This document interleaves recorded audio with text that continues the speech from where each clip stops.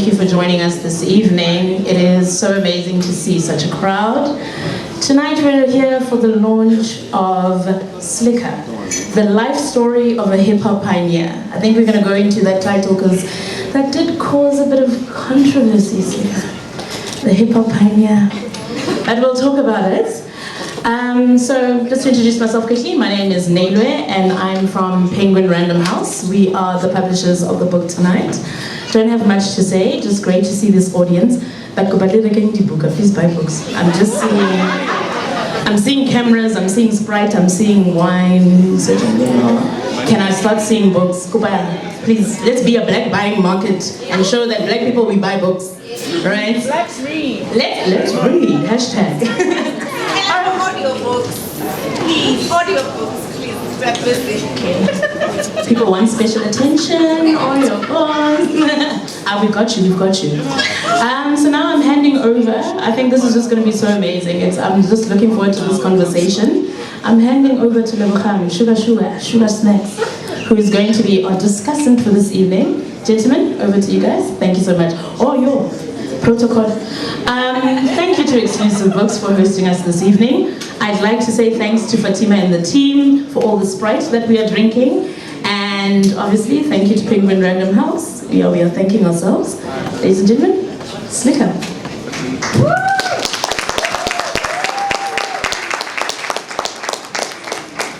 Okay. Ladies and gentlemen, I'm your moderator / host, interviewer for this evening. We won't be long, just a couple of questions and then we'll get into buying books and signing books and taking some more pictures. And then just have an all-around good time. Good to see a lot of familiar faces, a lot of day ones and a lot of day twos, around. I think there's borderline a story with too many people in this room, that one can pinpoint and there's an in-depth history. So I think it's great to see a lot of friends and family. And I think a lot of people that along the way definitely worked with us, inspired us in this whole journey. And really, truthfully speaking, I think there's a story with many of you, So of course, today is all about Slikour, and the book, and as we can see, he's officially got on a polo neck. He's doing. I don't know how everyone that writes books feels they have to wear a polo neck, but so if ever you decide to take your writing career seriously, you must start by wearing a polo neck.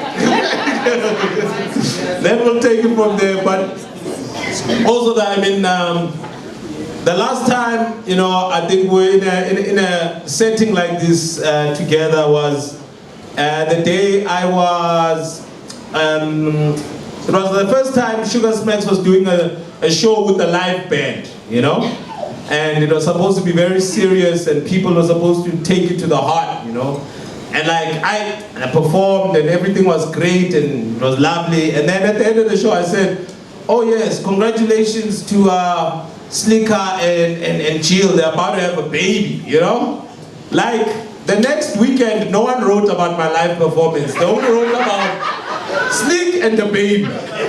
So today I'm going to keep it all about the book, okay? So that you only write about the book, all right?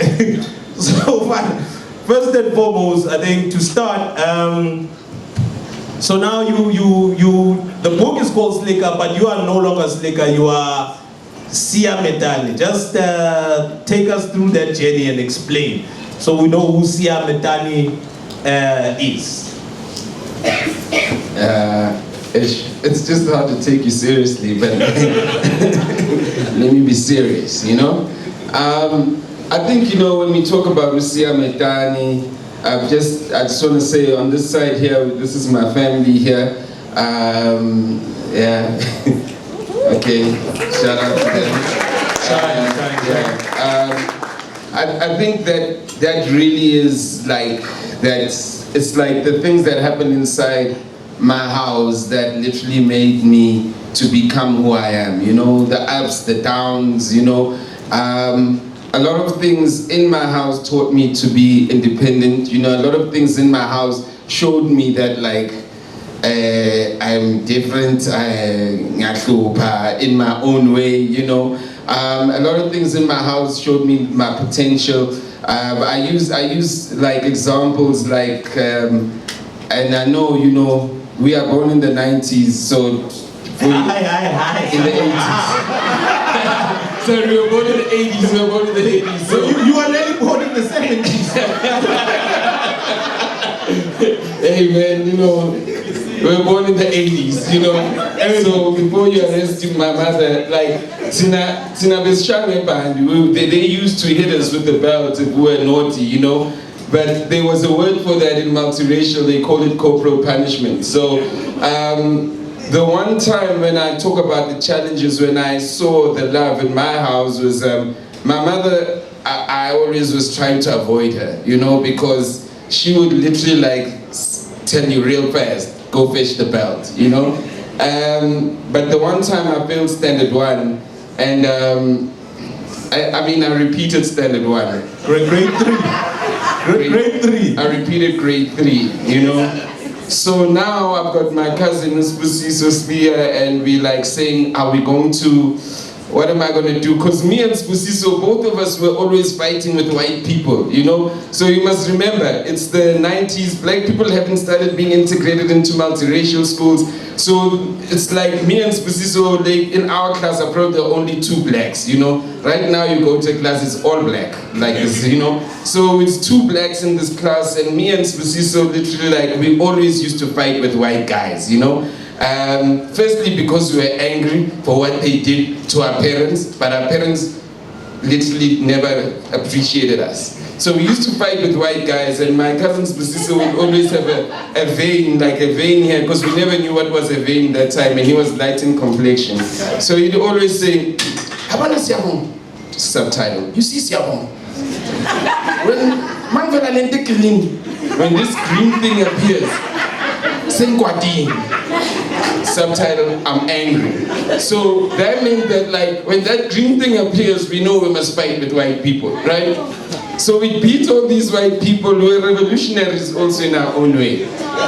We'll beat them up, and then I failed and Tshidiso passed. Me, I'm dark and I had the green thing here. I said, that's Tshidiso, how come? You know? So now me, I failed, and my mother knows all the time. I mean, I once had a demerit. And because I'm an honest guy, I showed my mother, I said merit. My mother said, like, oh, you got a merit. I said, no, it's a D. Like, damn, merit, you know? So I once got a demerit, and so my mother knew my ways. So I thought that when I get back home, I'm really going to get the hiding of my life. My mother sat me down for the first time, and she literally took out the report, and she said, Sia, you know, we don't have money, right? And the reality is that like, even your school fees is being paid by other people through a bursary. We can't afford for you to fail school. Okay, please, yeah, stop, you know, change your ways or whatever the case be. Okay, I'm waiting for and my mother just told me that she loves me and she wants me to do better, right? And that literally like is the type of household that I was in, where, you know, when you're at your lowest, you literally told that like actually you loved. Then you literally like finish school and you think you're gonna go to varsity and your parents can't afford to take you to varsity again, and your parents feel bad about it and you can see it, so you're trying to make them feel like it's okay that you are staying at home.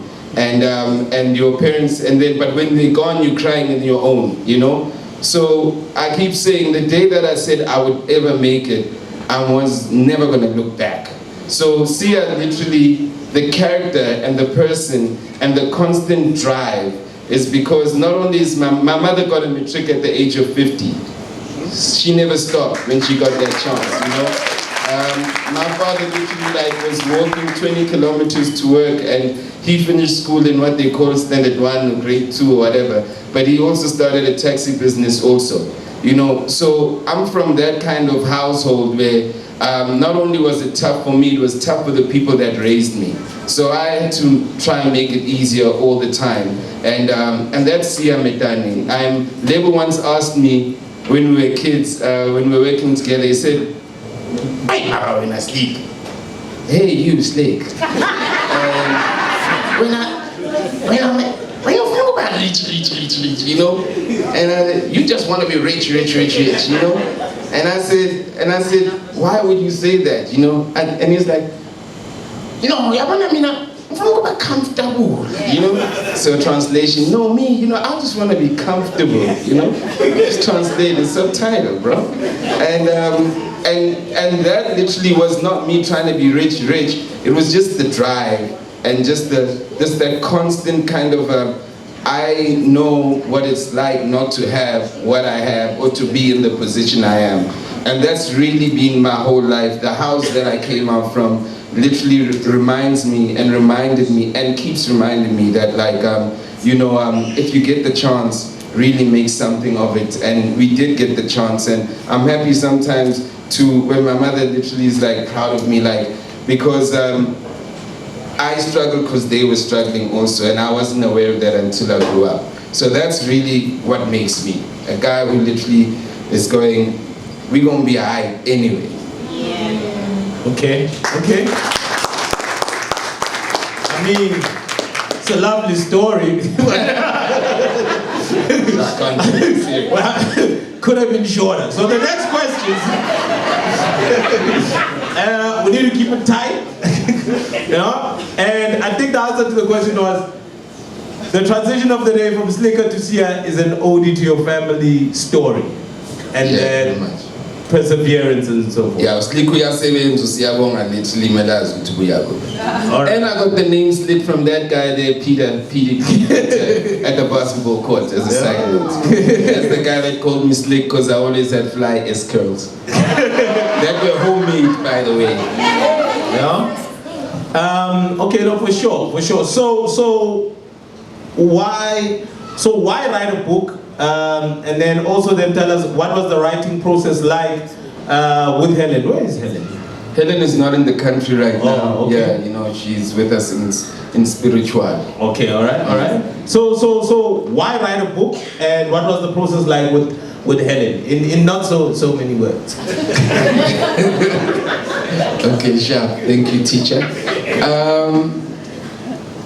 I never was gonna write a book. Helen literally came to me at an event where they were talking about hip hop, and they never mentioned us, And she said to me, you see, you guys are getting erased from history, And I was like, Helen, if you haven't had the impact in people's lives, you can't force yourself to be history. If they forgot, they forgot. And she was like, well, why don't you write a book, And I said, Helen, who writes a book? I imagine me writing a book. And she said, I can help you write the book. And I was like, okay, then cool. Then if you can, then you can. And what we agreed upon, I've always got this idea that if you are working on anything, whatever, especially if it's a new idea, if you give it 2 hours a week or 3 hours a week, it will literally manifest itself in a few years. So Helen and I started working 4 years ago. I told Helen that I'll give you 3 hours every week at the office. She'd come to the office, we had that French place where they sell those cakes, and we'd sit for 3 hours, and I'd and she'd go, and she'd come back. So what Helen did, Helen pushed me. Without Helen, there's no book, right? Secondly, Helen was consistent. She came every week.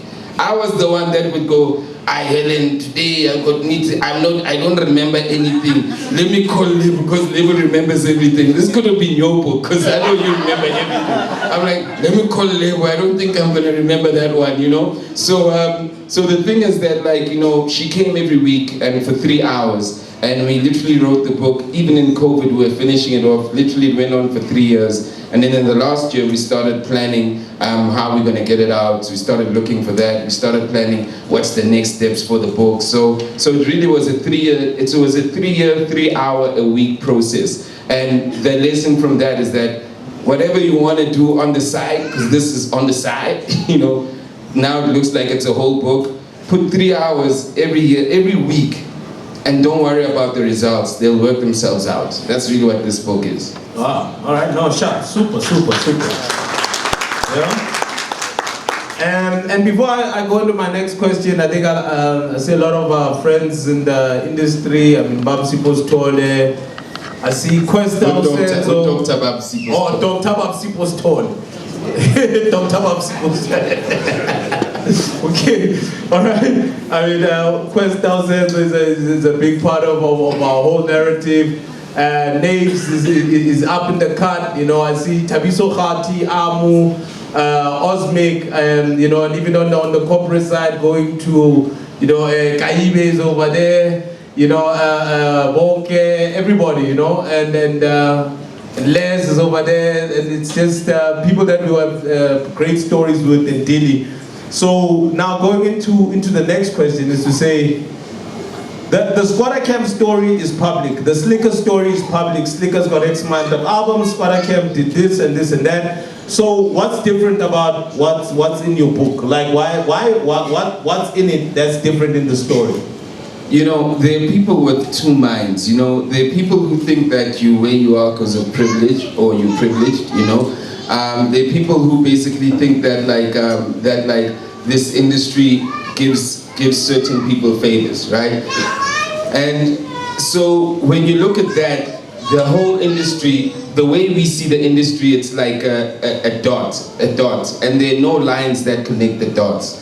So everyone that you've mentioned, and there's a lot of people here who I will say through their kindness, a lot of people here through their kindness and just the simple, go that way, don't do this, or let's give you this opportunity, I'm here. So I'm literally like filling in those lines, because if you look at a map, everything you've mentioned, the Slikour story, the Squatter story, blah, blah, that's a dot. But no one knows the story in between. Everybody knows the results, right? And life, in my view, literally is 98% process and the 1% result. We've been writing this book for 4 years, at least like trying to put it together for 4 years. There's one launch that's gonna take 1 hour, you know? So we've lived the whole process for 1 hour. Then you go home, hey, I launched the book, but you forget it tomorrow. And then we forget that life is about the 4 years. That's what life is about, the process. So that's why I think that this book is going to answer the process. This book is going to answer things like, oh, you're a rapper, now you're a business person, oh, this. It's literally going to talk about like the pivoting, what the challenges of pivoting are, the doors that have been closed. That you are Slikour, but people are sitting there going, what is a rapper doing in this room? And how you navigate all those spaces, you know? Because there's a lot of artists, creators who want to do more than just create, but they always put in that box. And I think this book is going to really talk about like it's really the art of pivoting. When you read this book, you'll understand the art of pivoting and the value of people, small things that people say you'll do in your life and how you multiply that to other people, you know what I mean? Okay, sweet. And also leading into the next question, I mean, that's a super answer there. Thank you. Well done. If you like it, that means I'm going in the right direction. Yes. So, and funny enough, like Sprite is here. I don't know like why Sprite is here. I came, but like I say this because it's a good omen, you know, because Sprite was there on Rap Activity Jam. You know what I'm saying?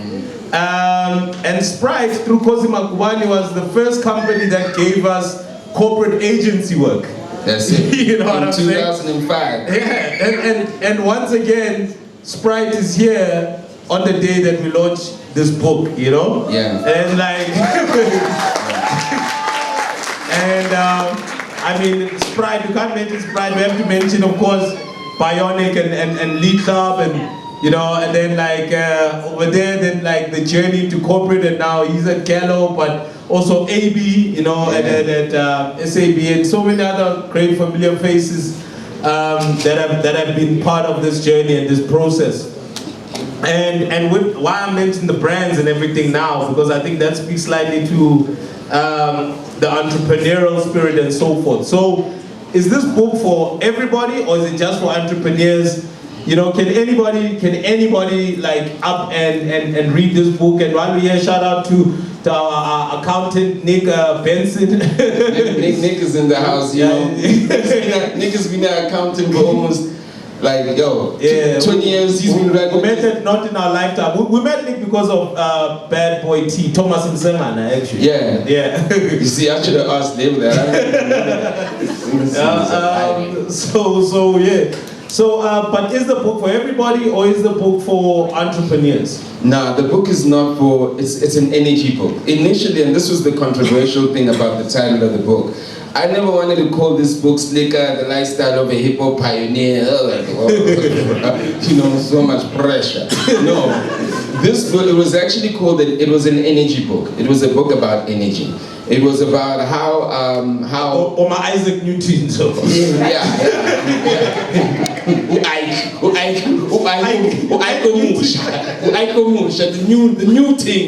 new thing Ike, you know what I mean? So it was the new thing Ike that we're looking at, and this book literally was really about energy. It was, and I mean, I'll give a little bit about the book, you know.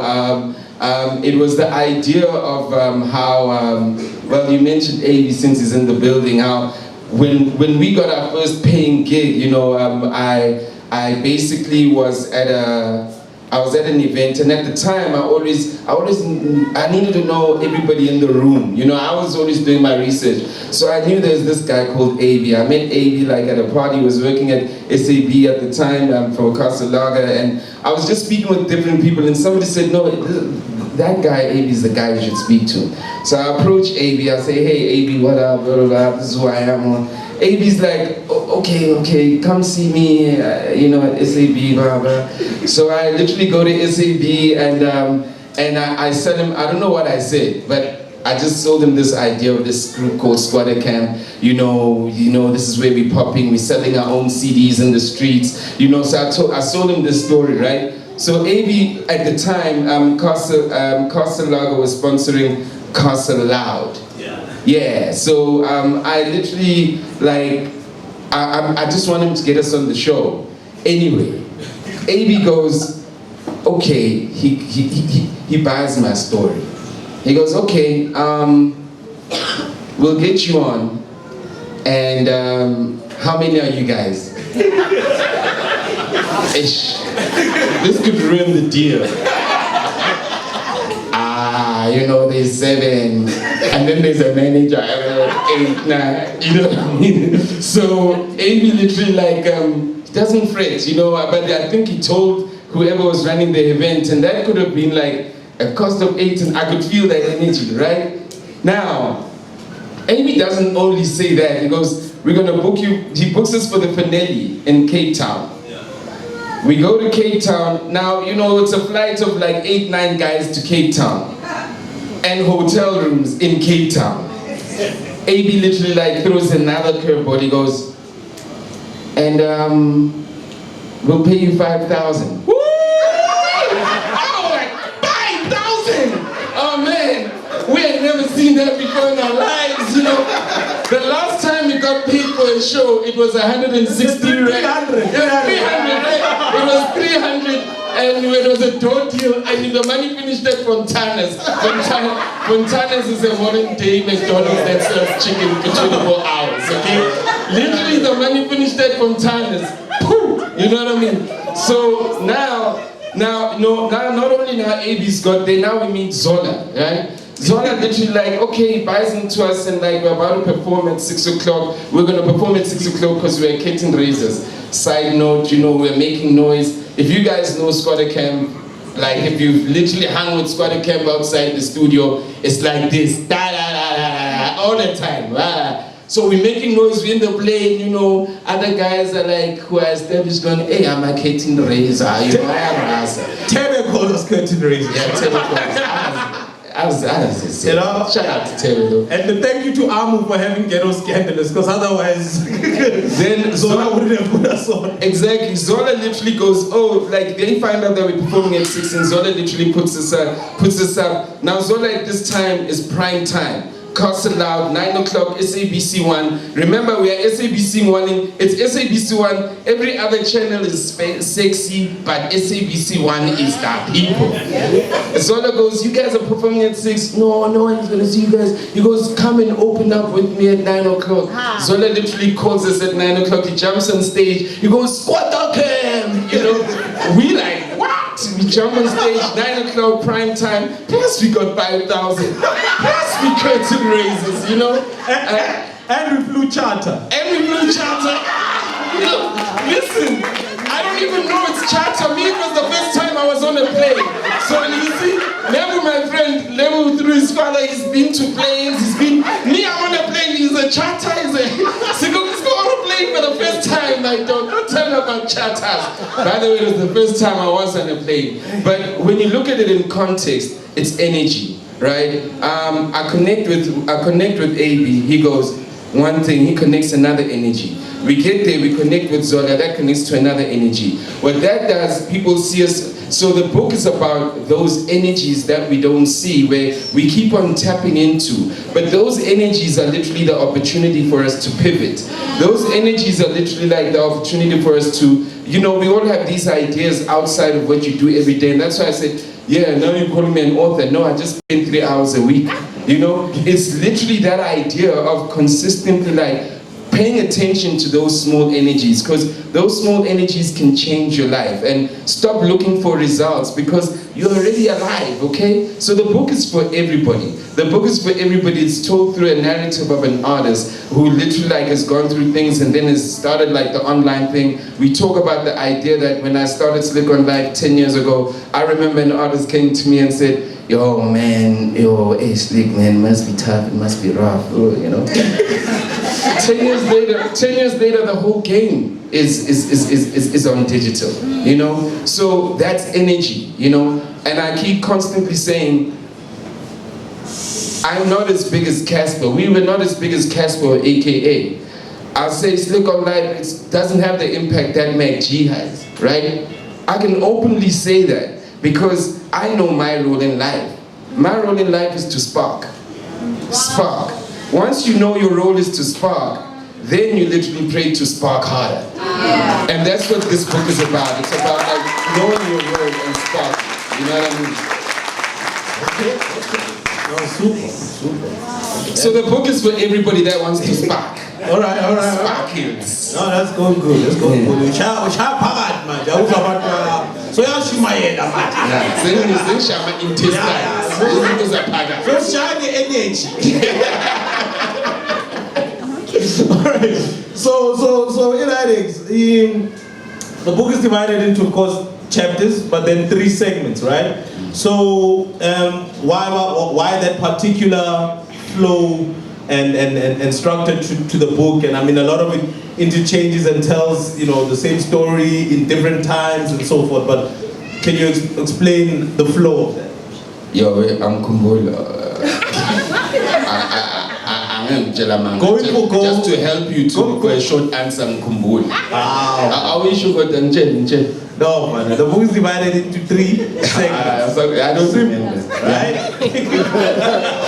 This is why Levo was always like my partner, because Levo's the memory, Levo's the Jay-Z. Me, I'm just the creative, you know? No, but part 1, going for gold. Part 2, going it alone. And part 3 is going strong. So what's the importance of each of those sections and segments in the book? It's about going. We must go. We must go. If you don't go, you're gonna come there. You must go. You know. All right, it's about going. All right, the book is about energy. It's about going. It's The Fort March, you know. Yeah, if they're not going me, I don't know what's really going. You know what I mean? Now forget the saying, you know. But you know, if you wanna go far, go alone. Wanna go fast, go together along those lines. But as long as you are Going. Let's see. You know? okay, sure. Energy goes, man. All right. And grows. But now, so in business, right? Wanna know what the which business has been most fulfilling to your purpose? So not where you made money, not where, which has been the most fulfilling venture you've been into that has, for like, you know, filled your cup in your purpose? You know what? I won't lie. All of them matter. You know, without all of them, the mistakes that we did, that I said, I'm not going to do that, right? The things that, like, even when we were looking at the transport business with my dad, I was like, I was like, I don't know about that, you know? Everything literally adds, you know? Everything really adds up, and it's also maybe because I'm excited about, like, the next business or the next place that I'm going in my life. But my job constantly, and this is why it's been consistent, my job is to always, like I said, spark, give. In what shape, what manner, the universe shows it to me. So even the businesses are not mine, you know, it's literally sent to me. I just need to operate it, you know, so I can't be attached to the idea of this business is one, this business, these things are sent to me, because had you told me when I couldn't go to school that I'd be doing what I am doing, it is impossible. But everything in life, which is going to talk about the idea of what we want to do next with the book. Had we not started the book, that idea would never be there. So everything literally is about, are you going to start, or are you going to wait for someone to say, how are you in Chateau?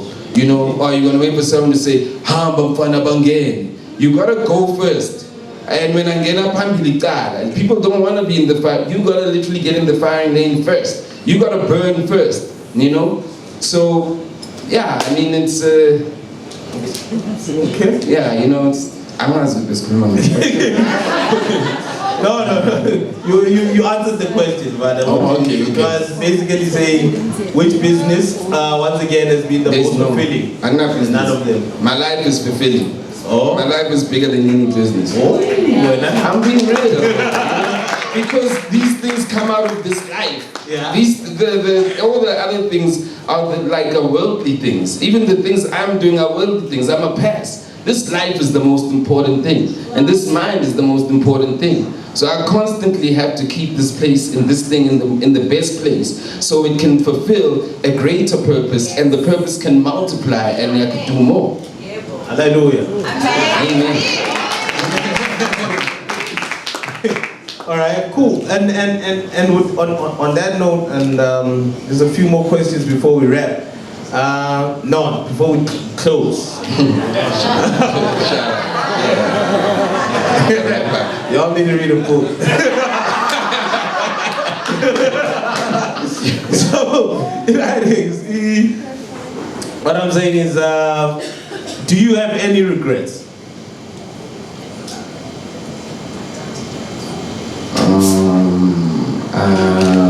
Never. I mean, I never. I was made for the mistakes, and I was made for the solution. You know? Ukenza my mistake nokulungisa izinto. Slik is like that pastor from Gold Mafia. The score predictions, never. Yeah, I will wake you up from the bed just now. Relax. This got to say, if you go to heaven and you don't find me there. You're right there. Alright. So now it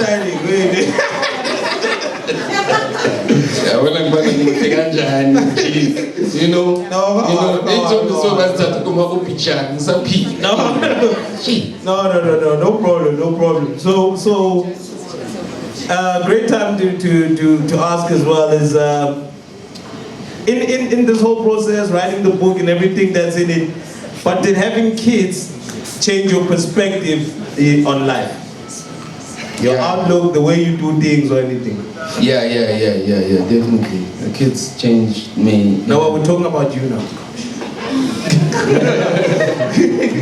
Yeah, the kids changed me. The kids literally slowed down time.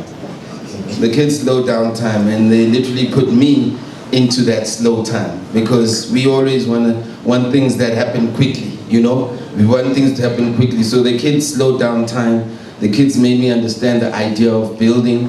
The kids made me understand that, like, I even say that, like, I'm living for my kids, so they don't have to think of food. They got to think of how they're going to change the world and make other people's lives better. But a lot of us as black people, we always have to think of food. You know, we always have to think about how we're going to eat. So success for me is my kids not thinking of food, but thinking about how can they make the world better. That's if they want to make the world better. If they want to be better. But I just want to give them the choice. I don't want to, you know, they must wake up and say, you know, I want to give. The whole idea is about they must be able to give themselves to make a difference in the world. That's if they want, no pressure. Yeah. But that is success for me. You know, it's not about how much I have, it's about if I could do that, you know? Okay. No, that's solid, And I think we must give a shout out to Mrs. Brown, you know? Mrs. Brown, when Sabonga had to repeat standard 1 or grade 3, I think Mrs. Brown lectured him to, you know, basically get his stuff in order. And today he's got a whole book here, Mrs. Brown, you know? Yeah, Mrs. Brown was my teacher, and Mrs. Brown is also Noah's teacher also. And today Mrs. Brown is helping Noah. And then before we go to our last 2 questions, can Slick's family just stand up and everyone can also see them? Pagama! Slick family. This is the family I come from. This is the family I come from. Okay, nina talan phansi mangicela uphakame nje ubapulise ba ngiyacela ya laba wayi mabakholwe ningaphinde ningipulise.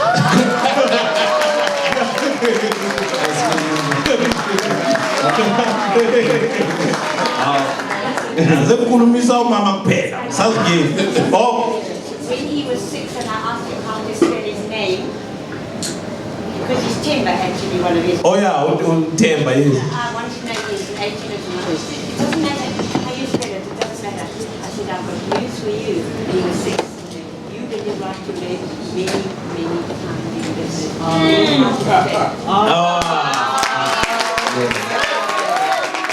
Mrs. Brown said, for those that didn't hear, Mrs. Brown said, like, when Sia was 6 years old, you know, and he couldn't learn how, and he didn't know how to spell, and asked him, said, please spell your name. His second name is Themba, you know, and then he didn't put the H, and then Mrs. Brown said, you have to put you have to put the H. She said it doesn't matter. She said to him, it matters very much because you are going to write your name many times in the books of business.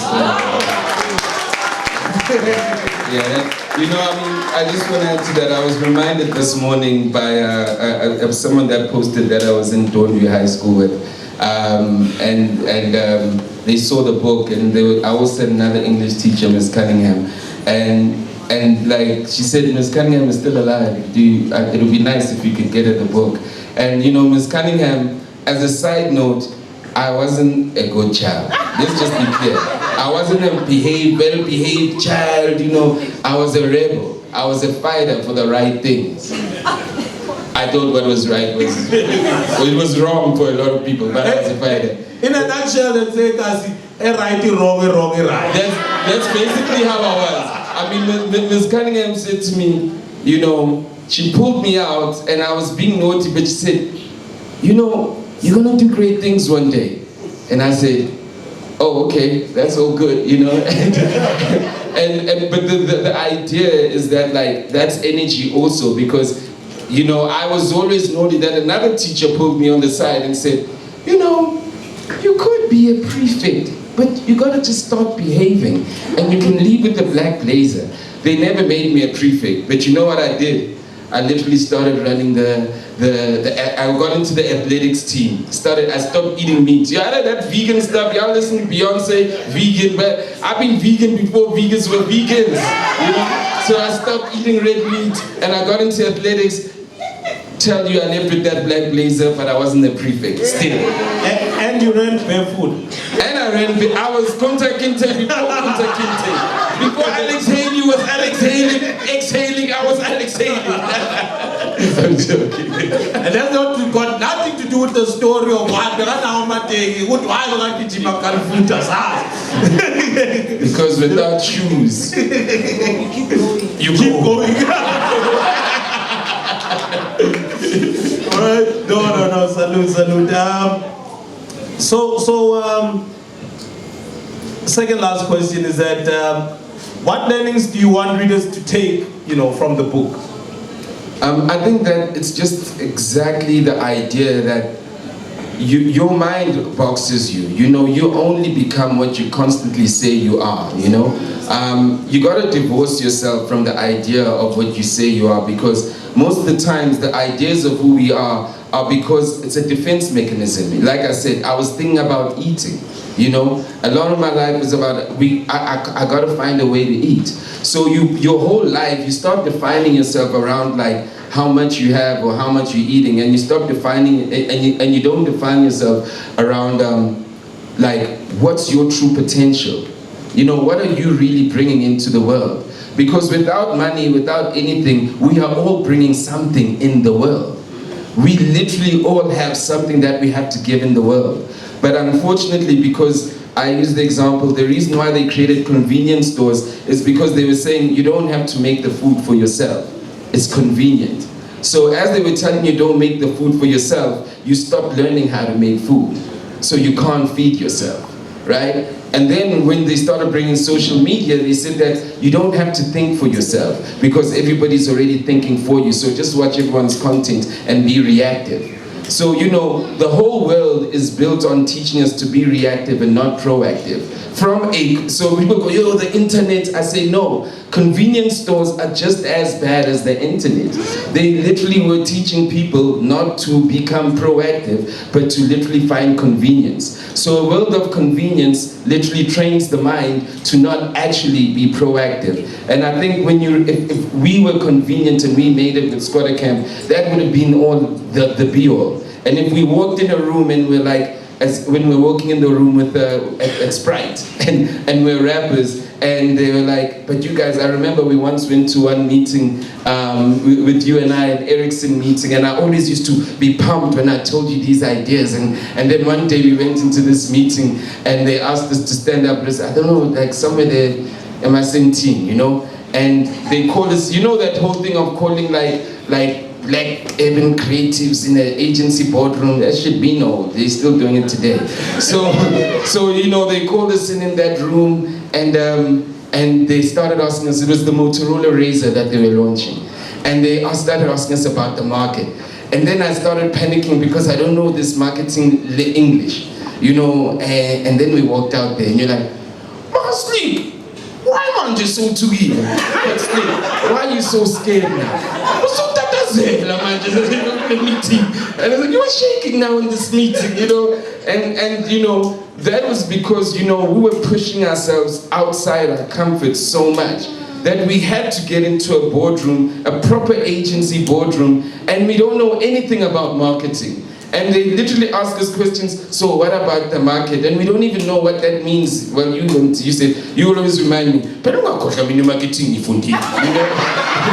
I always had, they would literally just wanted to make music, and I'd be like, let's go do this marketing thing, and then when I come, and then I'm coming with my ideas and try like switch me, marketing, I know what I'm talking. I'm like, okay bro, but you're not pushing that way, So I think that those are some of the things, where like, it's this journey where we kept breaking the barriers. I'm about to launch like a creators fintech platform right now, Wait. Yeah. We're gonna close with that question. Oh. Okay, all right, Yeah, all right. yeah. But what do you want people to learn from the book? Is that like, what I want you to learn from the book is that like, if you allow yourself to literally to literally know who you are based on what your stomach needs, you're going to limit yourself.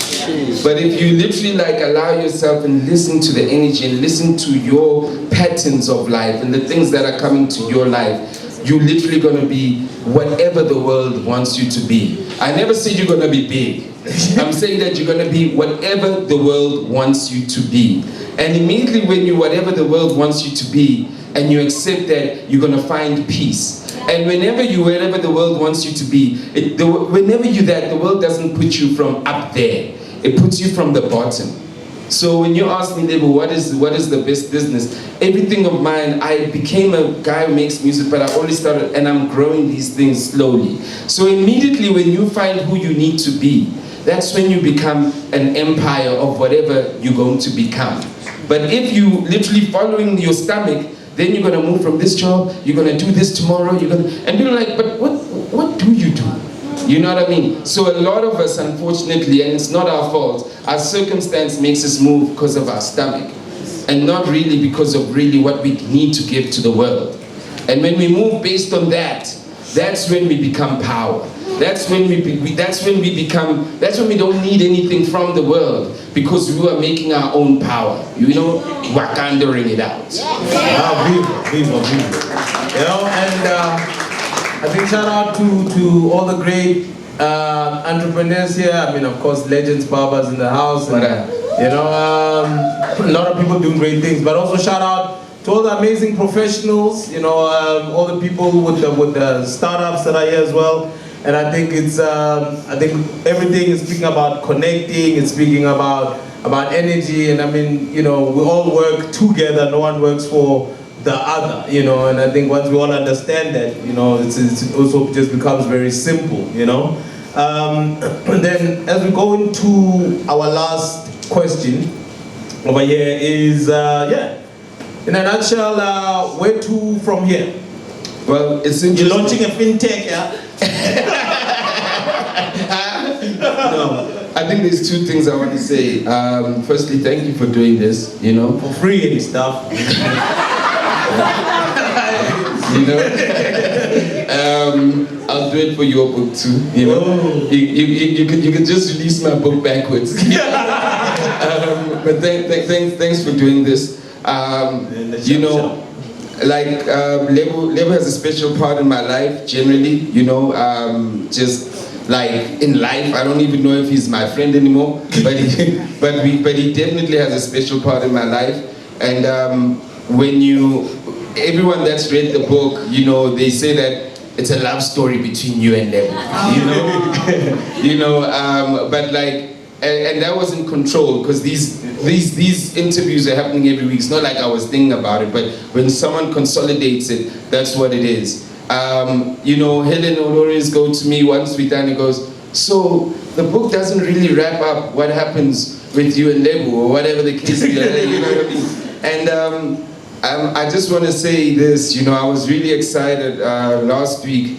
Lebo and I we've tried, but we haven't really done anything together.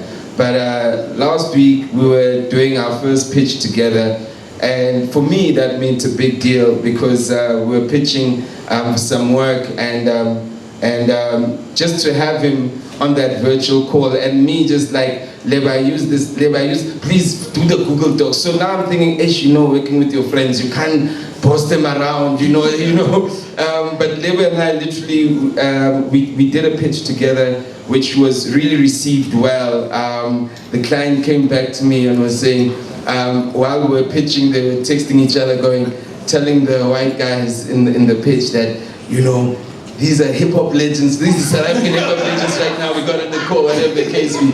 And she said, and not only that, they blowing our minds with their pitch, you know what I mean? So, regardless of all that, the fact that we were able to do that last week, we haven't gotten the results yet, obviously, but that meant a lot to me, just that moment, and I appreciate you for doing this also, you know, really, you know.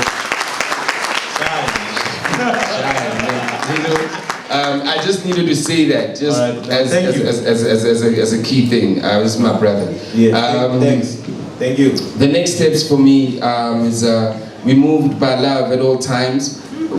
When we were talking about Helen and we were trying to figure out how we're going to go into, how we're going to do this, you know, Helen came up with the, you know, Helen is like speaking and she's like, and I wish she was really here. Helen was like, she's the writer, just as a reminder. Helen was like, you know, I think, you know, we got to make it into a series, you know. But Helen doesn't know me, you know, like that. Well, she's spent enough time to know a bit about me. When you tell me something and I think that, and I start like twitching, I'm like, okay. Then I started going out there. I'd like to say that currently we got 2 people that have turned the book into like a series at this point, you know, which is pretty interesting. So, you know, the one guys have pitched and put some, this is how much they want to do the pitch. The other guys have said, listen, and it's serious, guys, you know what I mean? So, but without the book, we don't even have that conversation. That's a little exclusive. Penguin, that's why I had to remove that clause where you guys want to write for everything else. I'm just saying.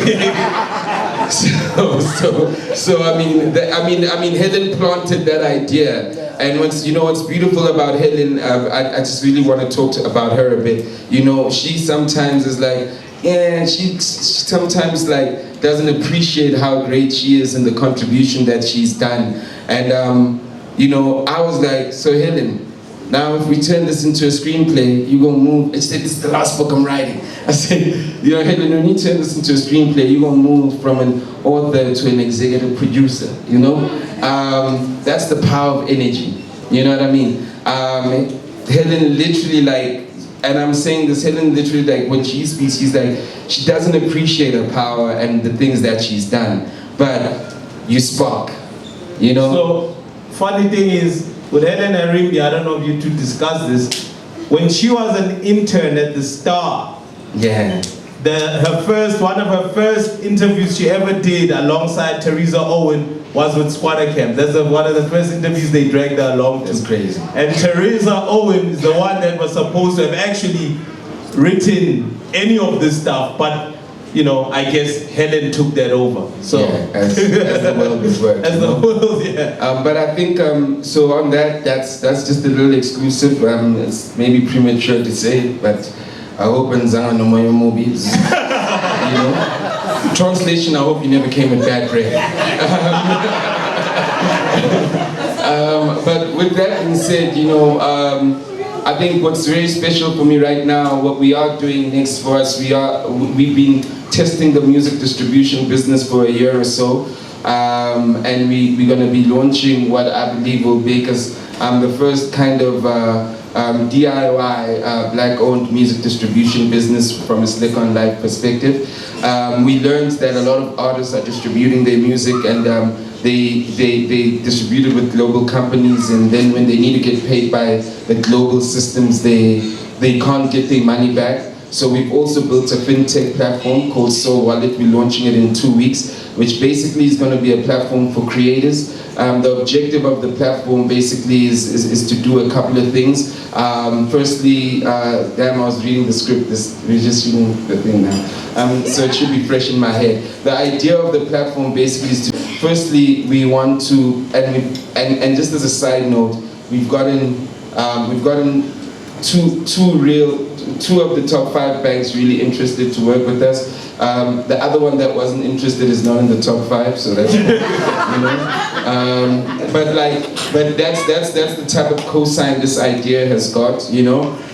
So with that being said, we're literally launching a fintech platform. So if you're an event for creators, so if you're creating events, you're able now to literally build a ticketing service that allows you to put in your stock, that allows you to sell the artist merchandise at the same time, and a person can easily just like do the journey on one platform instead of going, okay, now we're going to go Shopify here, and it's a mobile store, so you can just SMS when you do the purchase. So it's a one-stop for promoters in that sense. For brands who are literally always sponsoring events, they'll be able to attach, you're able to mark down the ticket price while at the same time you are mark down the ticket price while at the same time you're selling your product if you want your ROI. So you can literally like create an event, a person can buy a ticket and also buy your product at the same time. So essentially you can immediately see your ROI at the build-up of the event if you're a brand and you're working in that sense. And what we're doing, this is what we still trying to work. We want to move into a space where we're able to get like loans for creators. There's a lot of businesses like myself and Smacks, we've gone through it, and when we see younger people going through it and they're hitting the wall, it's like crazy where they're going to pay you in 60 to 90 days. So what we're trying to do, we've gotten the banks that we are speaking to, they literally just asking us to build a couple of formulas, but what we're trying to get through with that is for us to carry the culture, because they won't borrow the creators, they're going to literally borrow our business to literally be able to fund the businesses that literally need to do jobs where they're paying you in 45 to 60 days, you know. And then also like now, you know, if my family's come here or you've got a bunch of people coming here, instead of asking everybody's account details, I'm able to just like SMS money. So we're literally making mobile payments like a thing. You can just SMS money on the platform, and literally your mobile platform can actually like be an e-commerce store. So you can sell your stuff through mobile sales and everything else like that. So the platform is being built, and also I've actually bought a coding company, and I've got a company in Europe now that's actually building that in Cyprus, you know. So we're done with the build, we're launching in 2 weeks. That's, once again, what the hell am I doing in that space?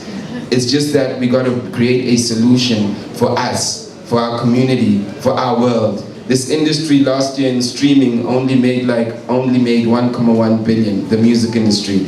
The creative business and the marketing business turns 48 billion per annum. 2% of this apparently goes to black people. That 2% means that at least 1 billion goes to black people. Black people who don't have the startup capital to literally build. We're saying even if we have 2% of that 2 billion, but we'll be first in the market, we're going to be making a difference. Not only for the money that we'll be making, but the culture we're going to create, where now creators literally are going to be seen in a financial world through our lens. And obviously, once we do it, they're going to want to do it bigger, because, you know, we started Squatter Camp, then they made Casper bigger, then they made AK, then they made P-Dot bigger. We started Slikour Online, then they made MacG bigger. I'm starting FinTech banking for creators. You're going to see what they're going to do for us in the next 10 years. That's what we got. Ladies and gentlemen, get the book by Metane with Helen Rimby. It's called Slikour, the life story of a hip-hop pioneer. Don't leave without buying it. We're going to come here tomorrow and we're going to check. And we've got everybody's guest list. And then we're going to tag you and we're going to see what you take in. And if I will take out, we're going to curse you out. All right? All right, thank you. Slikour, round of applause. Please. Thanks for coming. Thank you.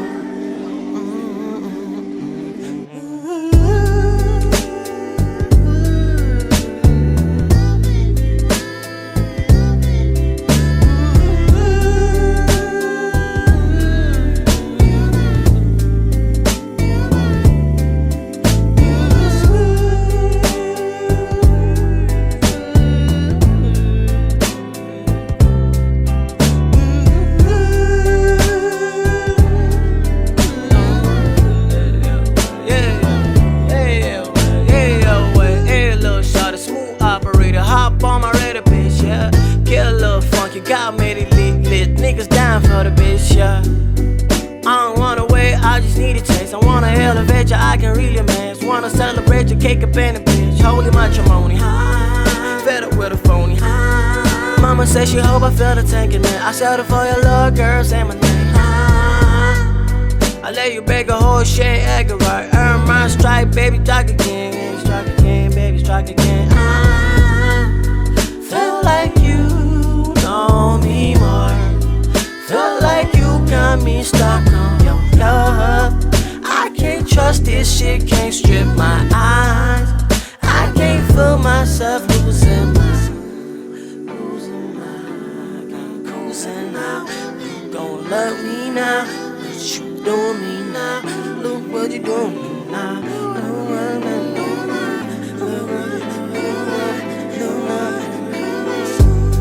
Never mind me, never mind you, never mind us.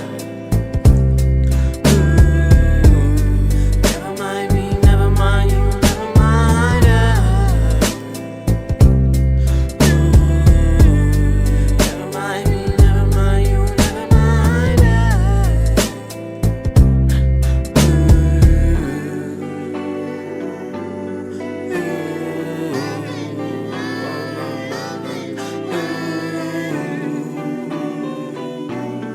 Ooh.